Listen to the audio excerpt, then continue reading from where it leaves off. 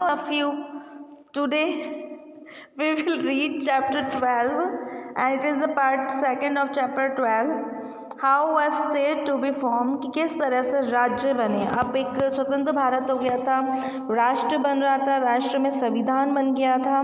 संविधान में किन जो महत्वपूर्ण तत्व हैं उनको देखकर संविधान बनाया गया था। ये सब हमने पिछले वीडियो में हमने पढ़ लिया है। लेकिन अब अलग अलग राज्य हैं वो कैसे बने और उनके फिर सारे जो काम है वो किस तरह से हुए वो हम इस टॉपिक में पढ़ेंगे।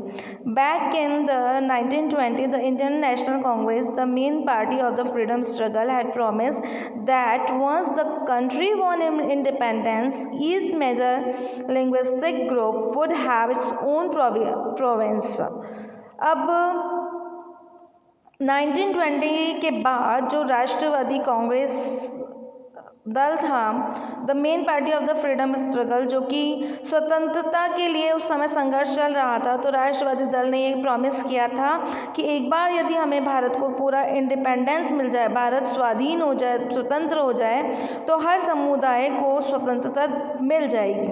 However after independence the Congress did not take any step to honour its promise.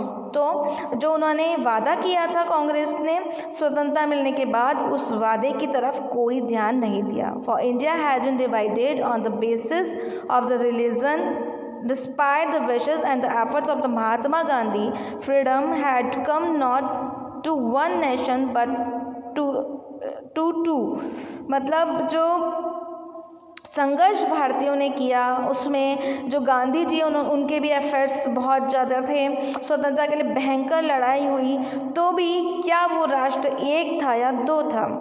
As a result of the partition of India, more than the million people had been killed in between the Hindus and Muslims. अब जो स्वतंत्रता के लिए लड़ाई हो रही थी, विभाजन के लिए जो संघर्ष चल रहा था, उसमें हिंदू मुस्लिम लाखों की संख्या में, मिलियंस की संख्या में मरे। Could the country afford further divisions on the basis of the languages. क्या जो देश थे उनकी जो लड़ाई थी वो भाषाई स्तर पर भी थी। Both Prime Minister Nehru and the Deputy Prime Minister Vallabhbhai Patel were against the creation of linguist state. तो जो हमारे उस वक्त के जो फर्स्ट प्राइम मिनिस्टर थे पंडित जवाहरलाल नेहरू और जो डिप्टी प्राइम मिनिस्टर थे वल्लभ भाई पटेल, वो जो भाषाई राज्यों के बिल्कुल खिलाफ थे। After the partition Nehru said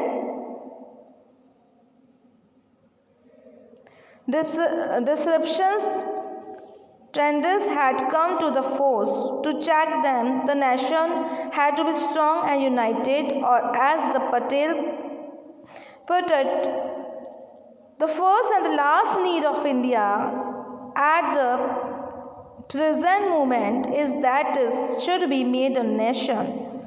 Everything which helps the growth of the nationalism has to go forward, and everything which throws obstacles in its way has to be rejected.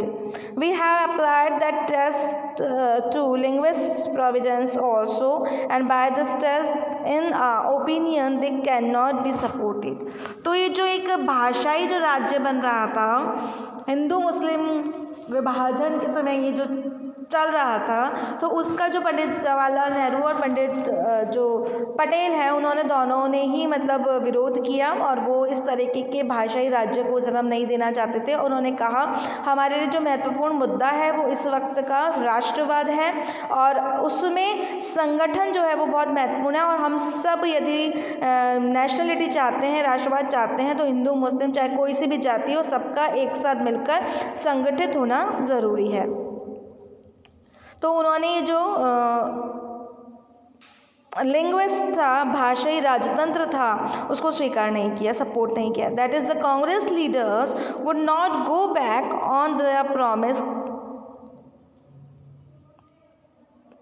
Created great disappointment. तो पहले तो उन्होंने ये बात रखी थी जो national Congress के जो नेता थे कि भाई एक बार इंडिपेंडेंस, सब पहले स्वतंत्रता के लिए लड़ाई कर लड़ो, और जब हम स्वतंत्र हो जाएंगे तो सभी लोगों को अपने सभी धर्मों को अपनाने की, भाषाओं को अपनाने की स्वतंत्रता रहेगी। लेकिन बाद में जब वो अपने बातों से, अपने वादों से मुकर गए, तो उससे जो भारतीय हैं उनको बहुत ज़्यादा निराशा हुई। The Kannada speakers, Malayalam speakers, the Marathi speakers and all could forward to having this own state। अब इस मुद्दे को लेकर जो भी स्पीकर्स थे अलग अलग राज्यों के, वो अपनी अलग अलग बात कहने लगे, अपने विचार रखने लगे। The strongest protest how come from the Telugu speaking districts of what was the Madras presidency। When Nehru went the campaigning where during the general election of 1952, he was met with black flags and the slogans demanding "We want Andhra"। In October of this year, the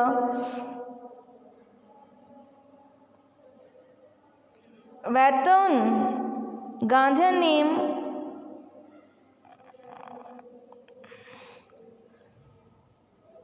went to the hunger strike demanding the formation of Andhra state to protect the interest of Telugu speakers। अब जो ये संघर्ष हो रहा था, लोग अपने अपने समुदाय के, अपने अपने भाषा के, अपने धर्म की स्वतंत्रता की मांग कर रहे थे। उसमें बहुत लोगों ने आवाज़ उठाई, बहुत अलग अलग राज्यों ने, जैसे कि कलकत्ता और मलयालम और महाराष्ट्र और सभी लोगों ने आवाज़ उठाई। लेकिन उसमें जो सबसे स्ट्रॉन्ग वॉइस थी वो कहाँ की थी? तेलुगु की थी, और वो आंध्र की मांग कर रहे थे। As the first went on, it attached much support। हड़ताल, बंद were observed in many towns। और उसके लिए वो काली पट्टी का यूज़ कर रहे थे, तरह तरीके से हड़ताल और बंद कर रहे थे, उस तरीके से वो हिंसात्मक तरीके से अपना प्रदर्शन कर रहे थे। On 15 December 1952, 58 days into his fast, पोती श्री रामलू दैट और 1952 में जिसके सपोर्ट से, और जो मेन स्पीकर कौन थे? Shri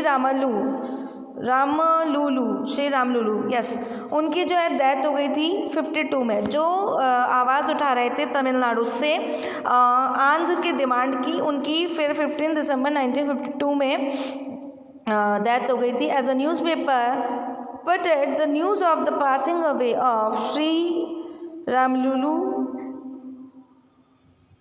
engulfed entire Andhra in cause the protesters were so whisper and intense that the certain government was forced to give in to the demand। Thus, on 1 October 1953, the new state of the Andhra come into the being, which subsequently become the Andhra Pradesh. तो जब उस speaker की death हुई तो फिर एक paper में लिखा गया कि जो उस स्पीकर के साथ ही आंध्र की जो डिमांड थी वो ख़त्म हो गई। तो इस चीज़ से लोगों को बहुत धक्का लगा और इस ये जो आवाज़ थी वो और भी बुलंद हो गई और लोगों ने बहुत ज़्यादा इसका प्रोटेस्ट किया।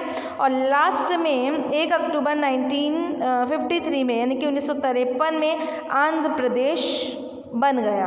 आंध्र प्रदेश की जो डिमांड थी उसको मान लिया गया और आंध्र प्रदेश बन गया।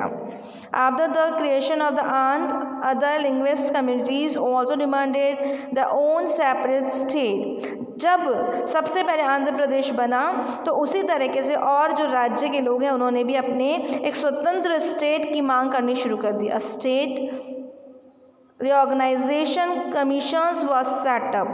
अब राज्य बनाने के लिए एक कमीशन बिठाया गया, which submitted its report in 1956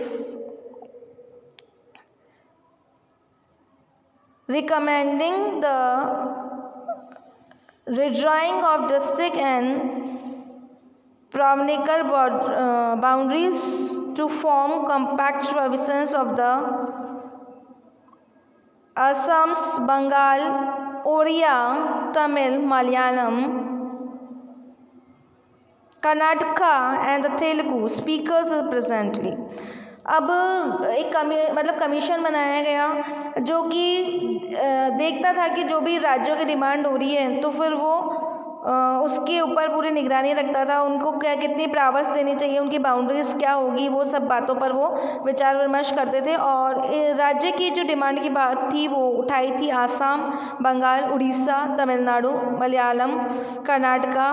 तो इनके स्पीकर्स ने रिस्पेक्टिव जो पोलाइट तरीके से मांग उठाई थी। The large Hindi speaking region of the north India was also to be broken up into several states. A little later 1960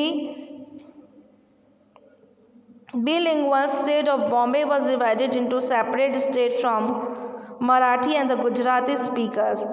अब ये क्या हुआ, अब इससे क्या होने लगा कि जो भारत था वो अलग अलग राज्यों में बंटने लग गया। और फिर अंत में 1960 में देखा कि बॉम्बे भी 2 भागों में विभाजित हो गया, जिसमें एक भाग में मराठी थे और एक भाग में गुजराती थे। 1966 the state of the Punjab was also divided into Punjab and Haryana.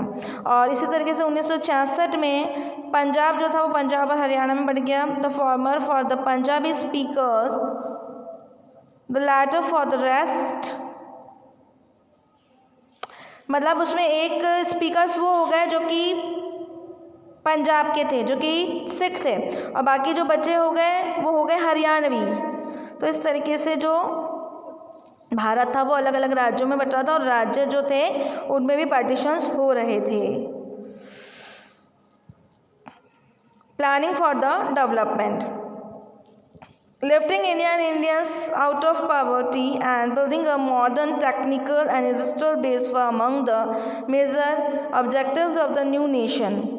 अब भारत को गरीबी से उठाने के लिए यहाँ पर नई जो तकनीकें हैं वो बाहर से लाई गई और यहाँ पर जो इंडस्ट्रीज़ थी उनको ऊपर उठाने और नेशन का विकास और उत्थान करने की बात रखी गई। In 1950 the government set up planning commission to help the design and execute suitable politics for economic development. तो 1950 में एक प्लानिंग कमीशन बनाई गई जो कि कुछ ऐसी आर्थिक और राजनीतिक विकास के लिए नीतियाँ बनाएगी। There was a broad agreement on what was called the mix economy model. और एक बोर्ड एग्रीमेंट बनाया गया, समझौता किया गया जिसे मिक्स्ड इकोनॉमी मॉडल कहा गया। Both the state and the private sector would play important and complementary roles in increasing production and generating job. अब यहाँ पर भारत में सरकार और निजी क्षेत्र दोनों मिलकर ज़्यादा से ज़्यादा जॉब्स क्रिएट करने का काम करने लगे। But specifically these roles were to be which industries should be initiated by the state and which by the market, how to achieve a balance between the different regions and state was to be defined by the planning commission। तो योजना जो commission था, planning commission था, वो industry establish करना चाहता था, बाज़ार व्यवस्थित करना चाहता था और एक बैलेंस बिठाना चाहता था सभी राज्यों के बीच में, सभी धर्मों के बीच में। ये काम था प्लानिंग कमीशन का कि भारत में विकास के कार्य को करना और सभी पहलुओं पर ध्यान देते हुए। In 1956 the second 5-year plan was formulated. पंचवर्षीय योजनाएं 1956 में आई। This falls strongly on the development of heavy industries such as a steel and on the building of the large dams. This sector would be under the control of the state. अब जो पंचवर्षीय योजना आई उसका जो मुख्य कार्य था वो विकास करना था उद्योगों का और विशेषकर जो स्टील के जो उद्योग थे उनका, और इसके अलावा डैम्स बनाना उसका कार्य था। This sector would be under the control of the state. ये जो सेक्टर था वो स्टेट के कंट्रोल में था। This focus on heavy industries and the efforts at the state regulation of the economy was to guide economic policy for the next few decades. This approach had many strong supporters but also some vocal cities। तो इनका focus जो था वो बड़ी से बड़ी industry को डालना था और उसके लिए आर्थिक योजनाएं बनाना था।